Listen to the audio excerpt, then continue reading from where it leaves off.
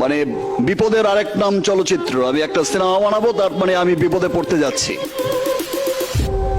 আমি একটা ভালো সিনেমা করতে যাব, আমি একটা ভালো কাজ করতে যাব, আমি কালকেই বিপদে পড়তে যাচ্ছি। রাতের ঘুম আমার হারাম হবে, আমার কাছে টেলিফোন আসবে, ভাই শুটিং তো স্টপ করে দেওয়া হয়েছে অমুক ক্ষমতাশালী ব্যক্তিকে দিয়ে। ভাই আমার ছবি আছে, এত কষ্ট করে ছবি শেষ করলাম, তারপর যখন সেন্সারে যাবে, তারপর সেন্সারে পদে পদে স্টেপে স্টেপে ধরা হবে। 100টা টেলিফোন যাবে সিনেমাটাকে আটকানোর জন্য, 100 রকম ট্র্যাপ করা হবে, 100 রকম আইনের মার পেছে ফালানো হবে আমাদের এই চলচ্চিত্র ভালো একটা সিনেমাকে। এটা যেন অডিয়েন্স পর্যন্ত পৌঁছতে এখনকার একজন প্রযোজককে কত কষ্ট করতে হয়, সেটা যিনি এখন করছেন শুধু তিনিই জানেন।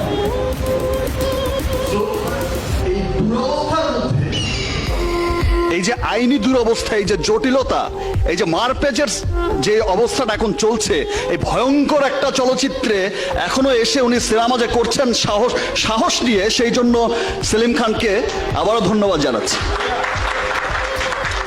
কিছুদিন আগে একটা মহরত হয়ে গেল, এখন আজকে আবার একটা মহরত হচ্ছে, সামনে আরো সিনেমার মহরত হবে।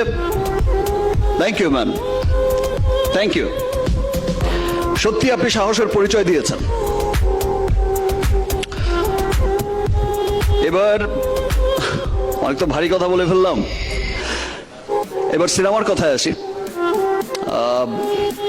রনির ফার্স্ট সিনেমাও আমার সাথেই, মেন্টাল। তারপর অনেক কাজ হয়েছে। সো অ্যাজ এ ডিরেক্টর আমি ওকে অনেক স্নেহ করি, বিকজ ও খুব ভালো কাজ জানে। যারা কাজ করেছে, যারা ওর সিনেমা দেখেছে, সবাই এক বাক্যে স্বীকার করে যে না, একটা সিনেমা কিভাবে হাইপ ক্রিয়েট করতে হয় সেই বিষয়টা রনি জানে।